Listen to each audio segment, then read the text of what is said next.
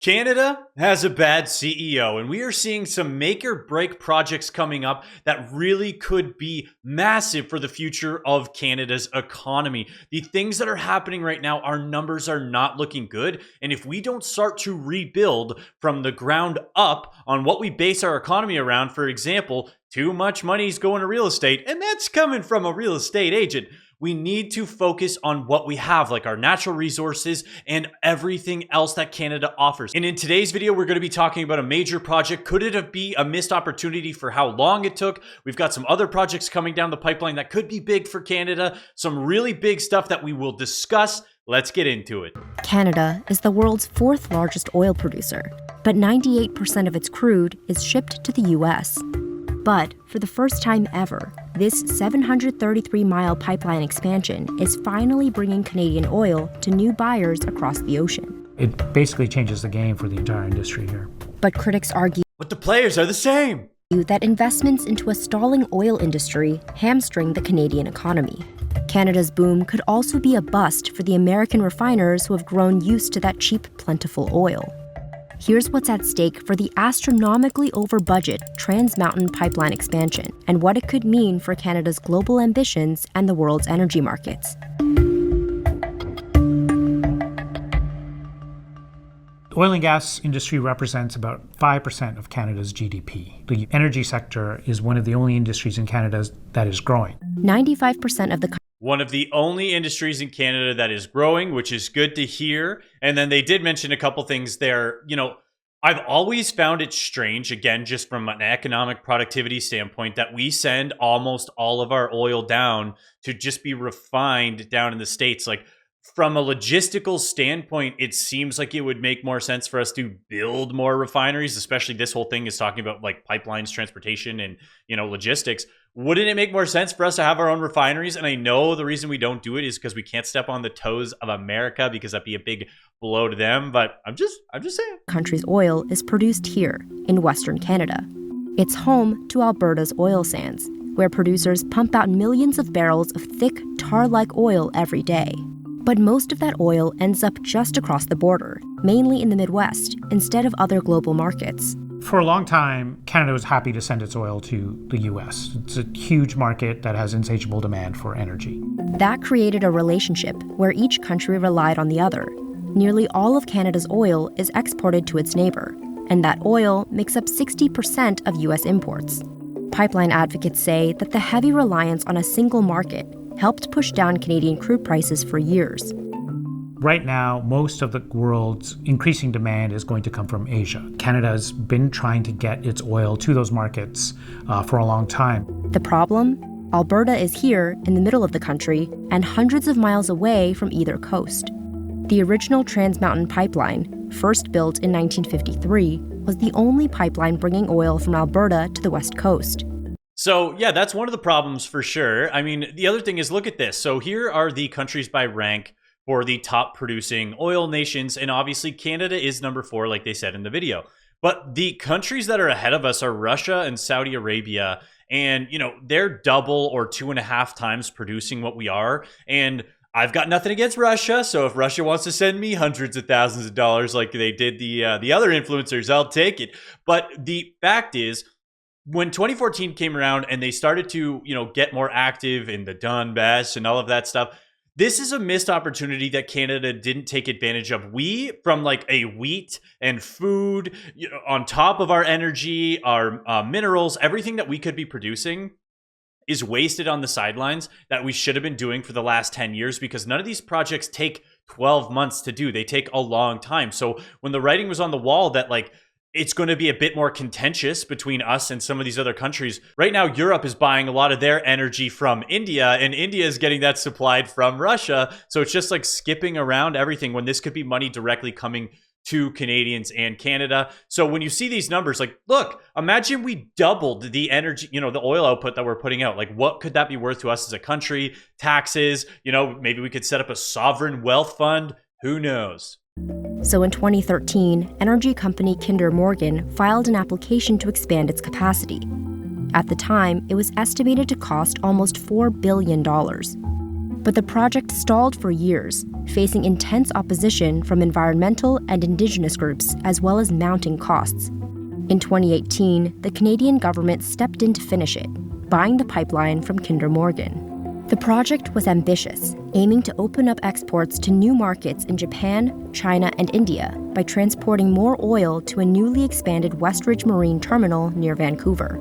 It included almost 120 miles of reactivated pipeline, 19 new storage tanks, and 3 new shipping berths, all to triple the pipeline's capacity to ship nearly 900,000 barrels a day. In the end, it cost the government $25 billion to build, more than 6 times the original estimate. You know what? The government has set so much money on fire, from the hundreds of millions to billions that we send to other countries for no reason, to the stuff that we're wasting domestically. So like, to see 25, I've even said it in other videos, if we are going to be setting taxpayer dollars on fire, I would rather it be these types of projects. I don't want it to happen. That's crazy that it costs $25 billion. But if it's going to happen, I want it to be these projects. That's always a big mistake. When the private sector says, hey, this is too risky a project, circumstances have changed, we don't think we want to build this, the government and taxpayers should not come along and say, okay, we'll build it instead. Thomas Gunton has analyzed the costs and benefits of projects like the expansion for decades. He estimates that taxpayers are subsidizing the cost of the project up to $14.9 billion. A spokesperson for the Canadian Deputy Prime Minister and Minister of Finance said in a statement that the expansion will ensure Canada receives fair market value for its resources, adding that the Bank of Canada estimates that it will contribute 0.25% to Canada's GDP. The project promised big returns for Canada, making up $2.7 billion in lost revenue every year thanks to higher prices on the oil, and an additional $34.5 billion in tax revenue. It would be nice to know how long that $34 billion in tax revenue is. Like, is that going to be over 50 years, 100 years? Like, how long until we are earning that back? Mountain Pipeline expansion is a vital strategic interest to Canada. It will be built.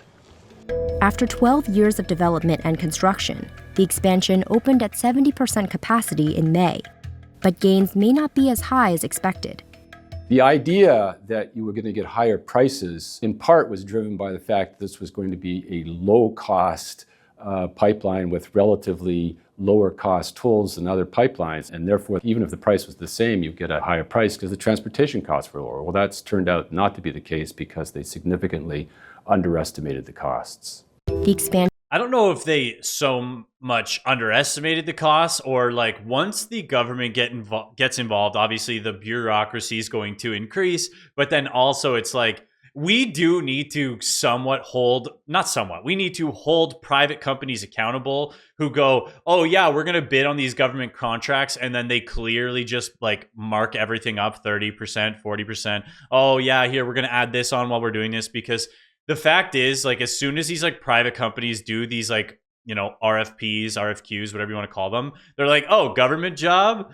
I guess I'll add on a few percent. Expansion also promised to alleviate another problem Canada's growing oil sector faced, a strain on the country's export infrastructure as production increased. Now, with 600,000 barrels of increased capacity a day on the expanded pipeline, oil producers are shipping their product directly to markets including China and India. But that's been a blow to the American refiners who have been used to abundant access to discounted Canadian oil. In June, Phillips 66, for example, one of the big refiners with a lot of refineries in the West Coast and the Gulf, said that their margins have been squeezed a little bit because all of a sudden they have less access to Canadian oil than they used to. In a comment, Phillips 66 said that it had great flexibility in its system that can move oil into its refineries at the right time. And the shift could send ripple effects to consumers in the Midwest. Some Look at the math on that, for that was per gallon. experts expect refiners to pass higher crude costs along to customers at the pump. Better oil prices and more customers outside of the U.S. also mean a bigger geopolitical role for Canada.